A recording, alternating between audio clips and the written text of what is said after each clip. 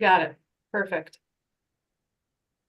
Okay, well, we'll go ahead and we'll go ahead and kick it off real quick. So thanks to those of you who could be here again with that short notice. If you're watching this later on recording, thanks for taking the time to do that. I know it's a super busy time of year.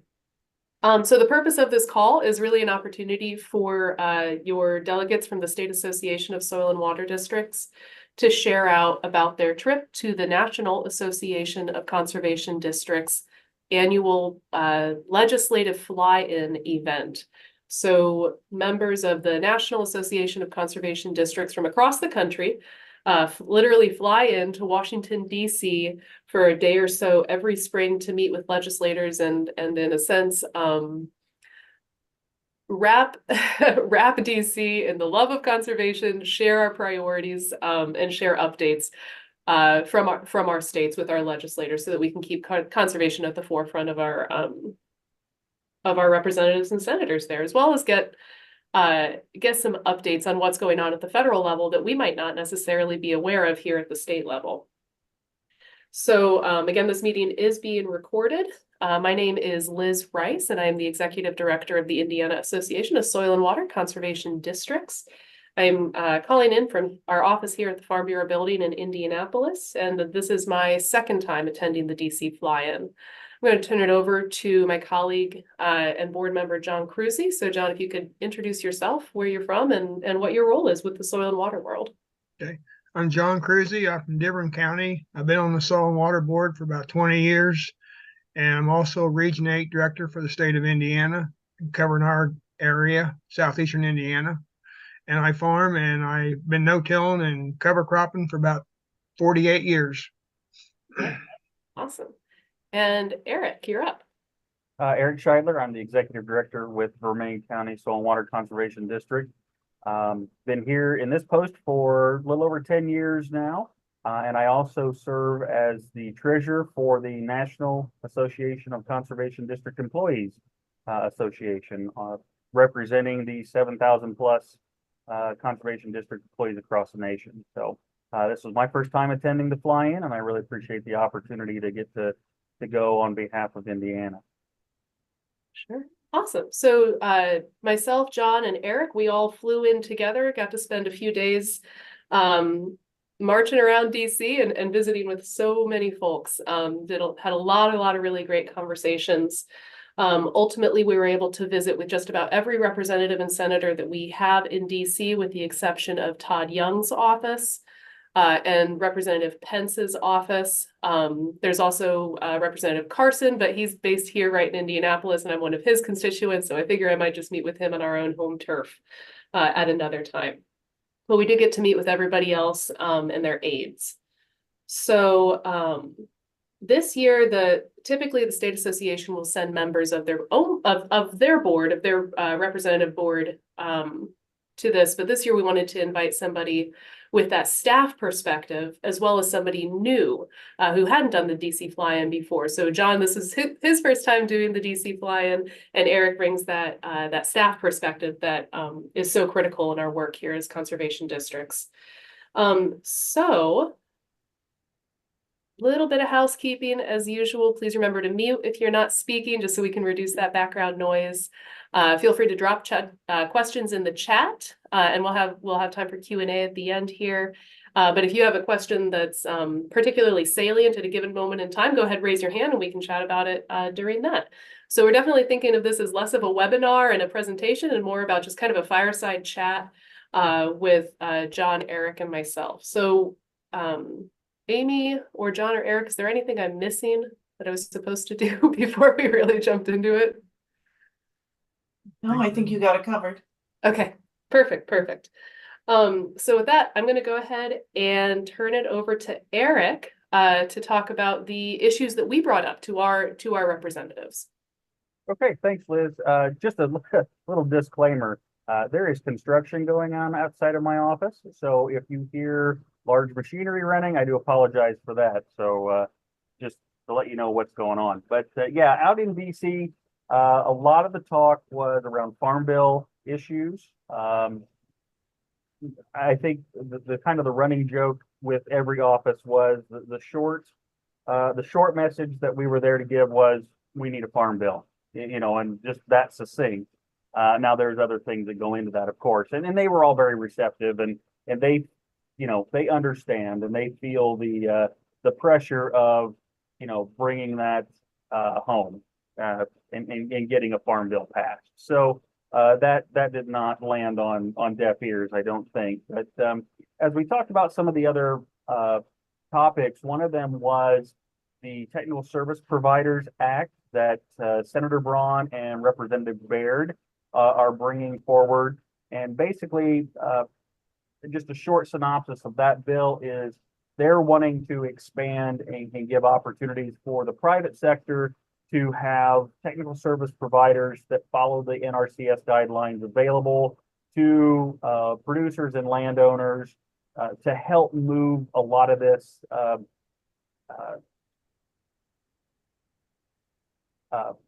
money that we've got and get conservation on the ground, where NRCS and a lot of times the SWCDs are inundated and they can't necessarily get to everything. This act will help lighten that load and get extra people out there to do that. And so our message to the legislators, well, we were in favor of this. We welcome the help, we welcome the expertise of people to join along with our federal partners, and of course those of us in soil and water that are doing this work. But the other message was we want this to be in addition to, not in place of, our federal partners with NRCS, IASWCD, soil and water, that already have the knowledge, already have the infrastructure in place to do the work. We want these technical service providers to be in addition to and working congruently with those folks and not in competition.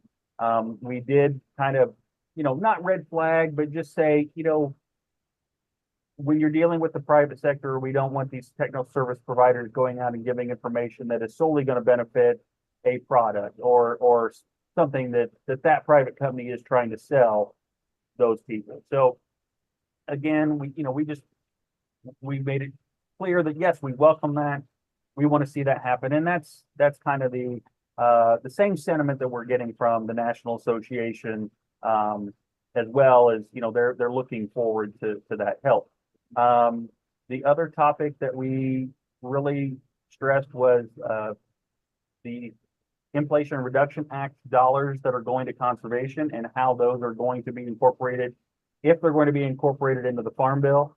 Again, that was in addition to, not in place of, the funding that we have in the Title IX conservation portion of the Farm Bill. And so we just stress that, whatever those remaining dollars are, please add them on top of what you would normally fund in the Farm Bill for conservation.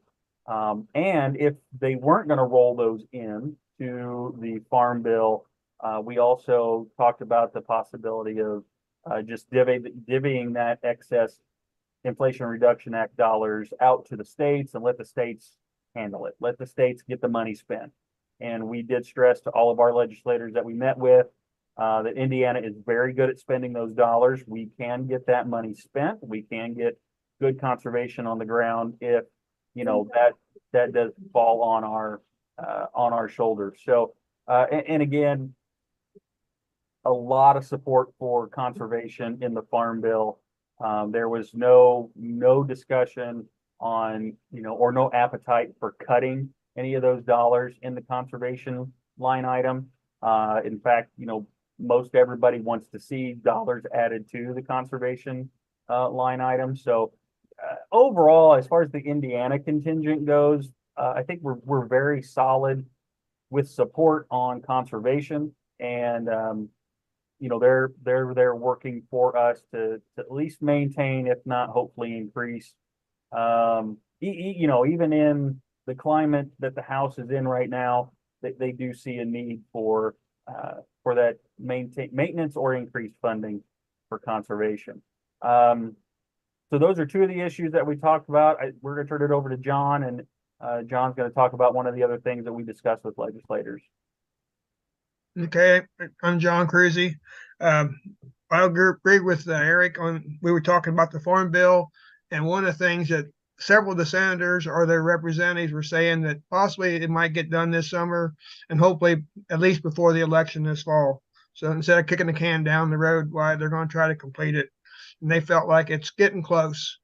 So also the conservation dollars, that was just one of the things they brought up also, or we brought up, and they did feel like we were going to be able to keep the funding the same and maybe increase it. So that was really a positive note for conservation.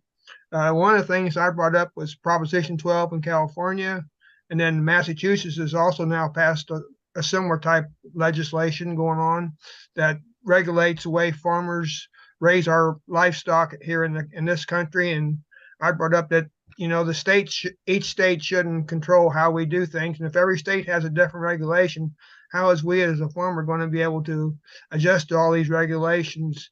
And we felt that it should be an interstate commerce thing, but if each state wants to regulate it, that should be only for that state and not for the whole country. And so there quite a few of them were really listening to what we were saying and understood what we were saying about that.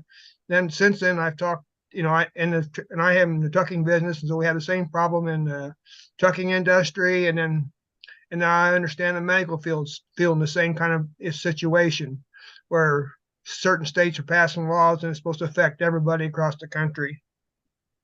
One of the neat things we did was the NAC reception we had, where everybody from the country was in a room in an evening, and we got to talk to various people from all over the country, different states, and that was really neat. So I think that's all I have to say for now. Yeah, absolutely. So those were the three main things that we went, three main messages or questions or advocacy points that we went into DC with were the increased TSP Access Act, which Braun and Baird are leaders on, as well as the IRA, the question of how surplus IRA dollars will be allocated, and then kind of the interstate commerce and regulation issue with Prop 12 coming out of California, and how states really do business with each other or regulate each other. And shouldn't that really be something coming from the federal government to make sure we're all on the same playing field? So lots of interesting conversations. Eric and John, how do you feel overall? I know it can be kind of intimidating to meet with legislators even here in the state, but even much more so at the federal level in DC. How did you feel in those meetings? How were we received? I felt we were received really well, at least for all the representatives or their staff anyway. So Representative Yocum, met with us, and I felt that was on a one-on-one basis, and that was really a good experience. And he's really listened to what we were saying. Yeah, I echo what John said. I think we were very well received. It was very interesting, with the legislative assistants that we met with. They were very, a lot of them didn't know a lot about what soil and water conservation districts do, or a lot about conservation, as a whole. So we did do a lot of education in those meetings, and just talking about the story of conservation and how we, how districts came to be, and what our role is in our areas. But they were very very well received.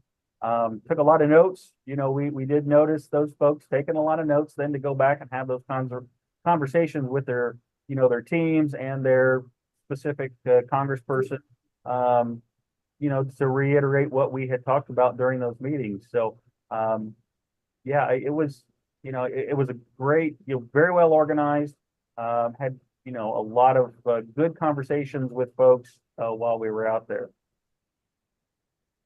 Yeah, I really appreciated the opportunity to educate some of the aides whose work doesn't really necessarily intersect much with ag or conservation or forestry or any of the fields that we work in, so to speak. So the opportunity to educate them, I think, was really valuable. And then at the same time, we learned a little bit. From representatives about various acts or policy topics that they're working on as well. So building on that, what do you think your favorite meeting or meetings or moments or events were throughout this? And we were only really out there for about 2 days, day and a half, honestly. So John, I'll let you go first. Well, I think meeting with Representative Yoakum to me was the kind of the highlight, and then also meeting with Senator Baer at the Hoosier get together. That were two really good things. I thought, and he really sat down, or not, we were standing really, and listened to what we were saying and so forth, because there was a lot of representatives there from all over Indiana in that room, so that worked out. And then I liked where we met with the NACD, with everybody from all across the country, because we got to talk to different people. A lot of our interests are all the same. They have different ways about doing their things and what we do, but the interest was all the same. Yeah, so I dropped a photo in the chat. It's uploading here of us with the with Representative Baird at the reception at the end of the main fly-in day. You can see I look a little bit haggard, so don't come at me. I have a long day. Eric and John look a lot better than I do.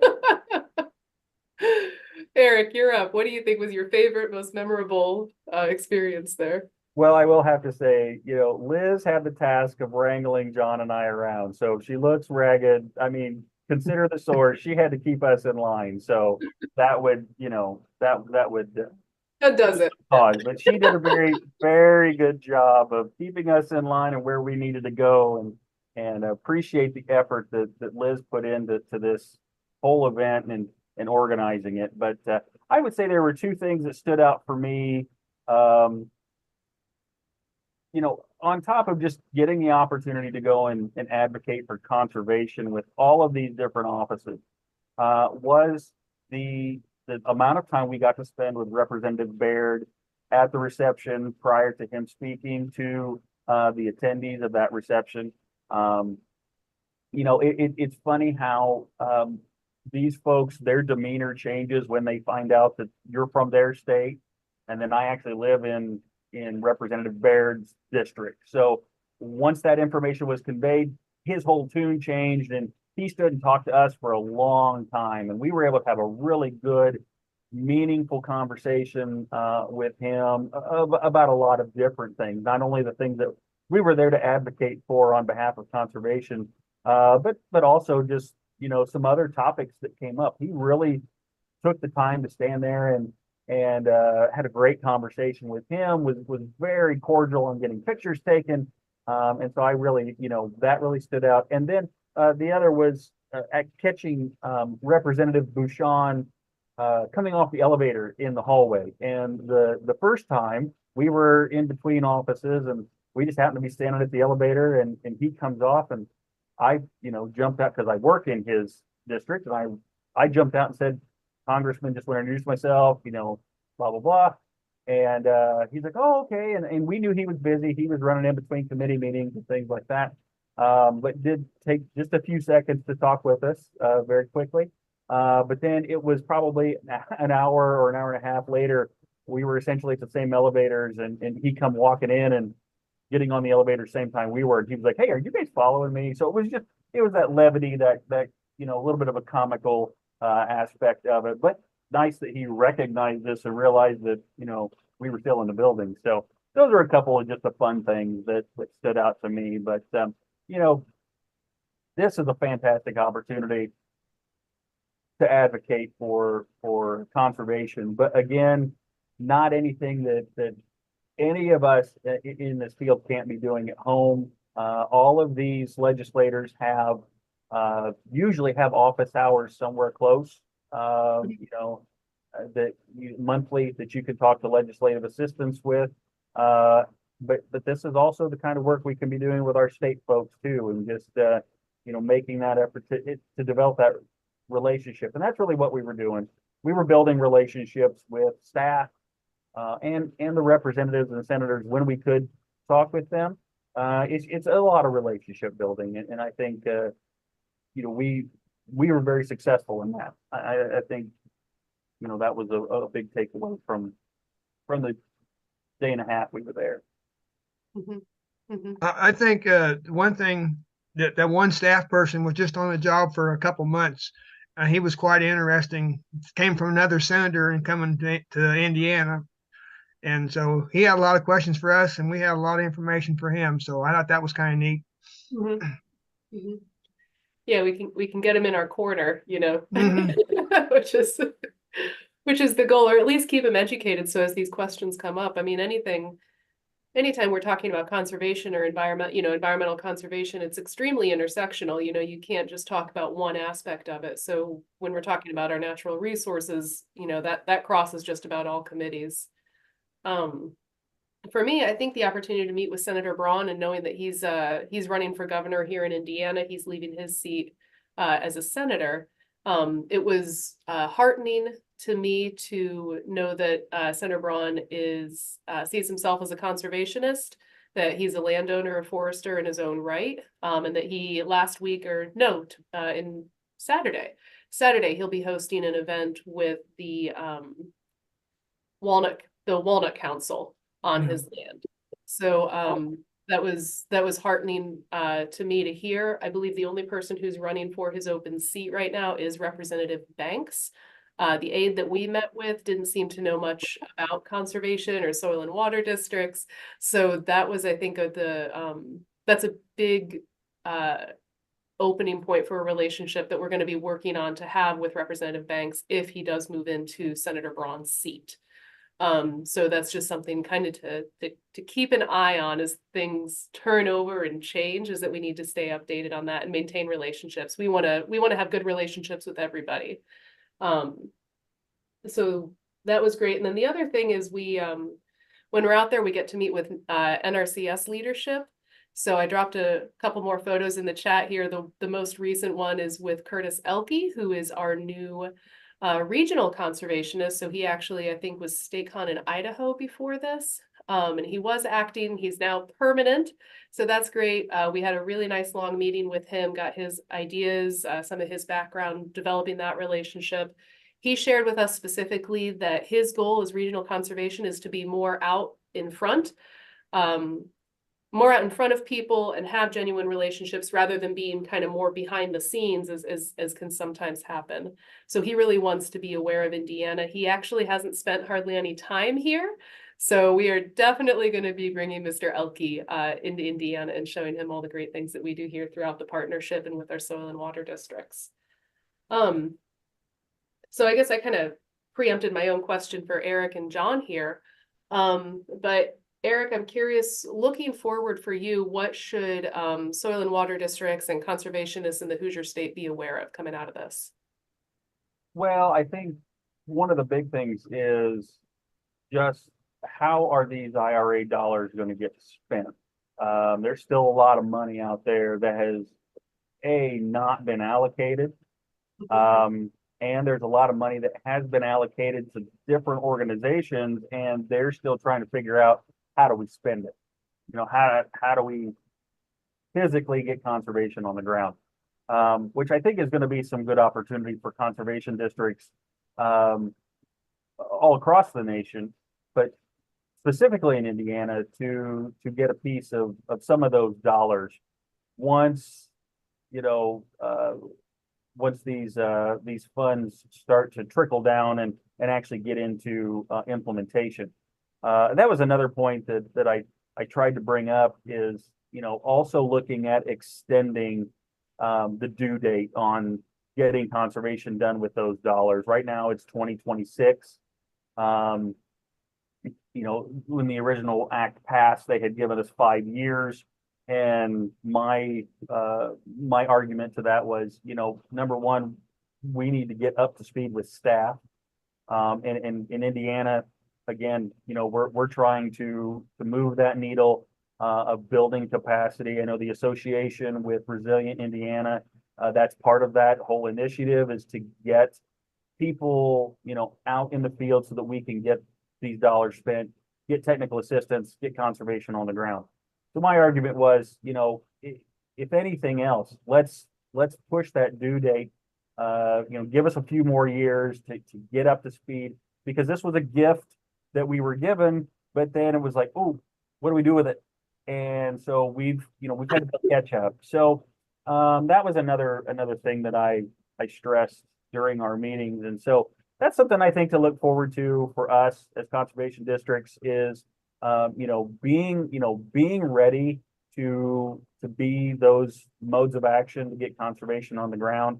And I also think there's some opportunity for districts to capitalize on some of those funds, not only help them get, moved from one place to another, but also into your own coffers to help build our own programs. So, taking a little piece of that for administrative costs and actually doing the work. So, I think that would be one thing that I can see coming down in the next couple of years. That's going to be very beneficial and crucial for district. Mm-hmm. Mm-hmm. And John, what are kind of your takeaways as you're talking with folks in your community? Well, I think one of the important things I'm looking at is the fly-in that we did, how important it was for us to be from Indiana and be there. And, at our state meeting, we were discussing, is it worth the cost of sending representatives from Indiana to the fly-in? And after being through this, it's definitely worth the cost. It's a good investment for Indiana, and and then different people from Indiana get to go out there and see what goes on at that level. So yeah, it was really very educational for me. And so I hope to be able to give that to our counties that I meet with, and to let them know what's going on and the importance of why we went out there. That's great. That's great. Yeah. So I think that's pretty much our agenda. Any final thoughts, Eric or John, from either of you? Yeah. Yesterday we had a county council meeting, and every other month we meet with the county council. We're on their agenda, the Dearborn County Soil and Water. And so two of us usually go. And so I did bring up that we were out at the fly-in and give them some heads up of what was going on and who we met with and so forth. And so they were quite impressed. Cool. Cool. That's awesome. Yeah. And you did get to meet with Representative Houchin, who is representative. So right. Yeah. Eric, how about you? Any final thoughts? Yeah, I would just say for not only supervisors, but also district employees, look up who your representatives are, your congressmen, even the senators. Find out where those local office hours are close to you. And you don't even really have to go and ask anything. Just go and start meeting those folks that are at those office hours and do a little education. Just go in and brag about the programs that you're doing. They want to hear those things just as much as they want to hear concerns or criticisms or whatever. They want to know what's going on in their districts, and they will take those back to their teams, to their Congress people. But, utilize those office hours, 15, 20 minutes, half hour, whatever. Those folks usually don't see a whole lot of people. So they welcome also having that conversation. But that is a very non-invasive, very laid back opportunity just to go in and have a conversation and introduce who you are as a district to these folks. And, if you want to take a little folder put together with, some promotional items of some things you're doing in your district, they love to see that stuff. And they want you there. They want to see that stuff. You're not imposing, you're not wasting their time. They want you there. And so one of the things that, I personally push for that advocacy from the districts. You're not lobbying, you're educating. You're just telling your story, and we need to do a lot better job. So, I would definitely just look up when are those office hours close to you, utilize those, get to know those folks, build those relationships. And you'd be surprised in how often they may come back to you then and start asking you questions. And, they may hear things and they may want to know your perspective. So again, it takes a little time. It's not something that's going to develop overnight in most cases. But just continue to be a presence, continue to be a face, not only with our national legislators, but also, state legislators and local folks. They're people too. They do the same things you do every day. They just happen to be in a different position. So don't be afraid to reach out and start to educate those decision makers on what you're doing, and talk about the great things you're doing, because we're all doing wonderful things. We're all doing unique programs that are benefiting all types of citizens, and those are the things they want to hear about. Mm-hmm. Mm-hmm. Yeah, I think just about every meeting I try to remember to say, I hope you see us as a resource. You know, if you have a question, a technical issue that, you know, you would just like something, we have experts across the state, and we want to be here as a resource for you. So it's really just building that relationship with them. So no, that was great. That was my second time going to DC. I thought it went really well this year. Came back feeling good, came back feeling energized. So awesome. Okay. I just want to say, Liz, you did an excellent job since this is your second time knowing what to do and how to put it all together. You did an excellent job Thank of you. organizing it. Yeah, tried to make it smooth, and we had some good meals also. Yes. We tried to eat good. Keep our strength up. Yeah. So for yeah, absolutely, Lori. What questions do you all have? Is there any questions, any feedback, anything you just like to throw in for folks on the call? Were there any question or remarks regarding the newest rollout of the RCPP money? No, I think I brought up RCPP as an educational opportunity for Representative Mervin, who's in your district. This is Mark Kingma from Jasper County, who's treasurer for the State Associations Board. So good morning, Mark. I brought it up as just kind of an educational thing for Representative Mervin's staff members. She was not really involved in many environmental topics at all, much less conservation. So I use the RCPP as an opportunity to say, like, just to educate her on like really cool things that are happening up there. But with regards to RCPP, the technical stuff, didn't bring that up to legislators. We did talk to NRCS leadership about RCPP as well. And I think it was Jerry Rayner, the previous state con for Indiana. Jerry was talking about educating ourselves on how we could better encourage districts to get involved with RCPPs, especially since the paperwork requirements are getting reduced. Or just streamlined a little bit should be the word I use. But there could be opportunities for districts to really benefit, not only from being involved in the RCPP and the natural resource concern, but there could be some financial benefits for districts as well. So figuring out how to navigate that and kind of thread that needle is something that I would like to tackle as we move forward. But yeah, RCPP is just gonna explode in funding and presence in the coming years. And I think we need to stay on the forefront of that. Mark, did I answer your question, or did I just kind of ramble a bit? Both?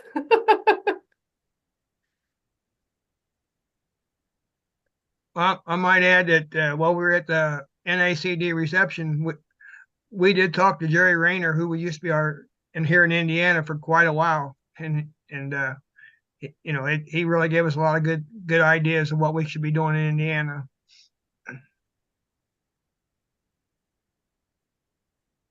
Yeah.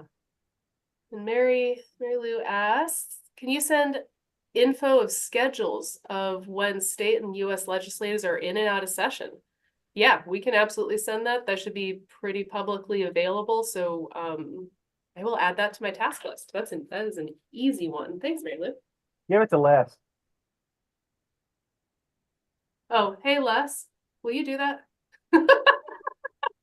No, we'll talk about that later. That should be an easy thing. You're welcome. I know you're welcome. If anything occurs to you, feel free to reach out to myself, or if you'd like to connect with Eric or John specifically, you don't have their contact information, just ask me and I'll be able to connect you to them. Otherwise, thanks so much, Eric and John, for taking time out of your busy schedules to go to DC. Really enjoyed traveling with you, and yeah, next year we'll do something similar. So cool. All right. Thank you, everybody. Have a wonderful day. Thank you. Bye.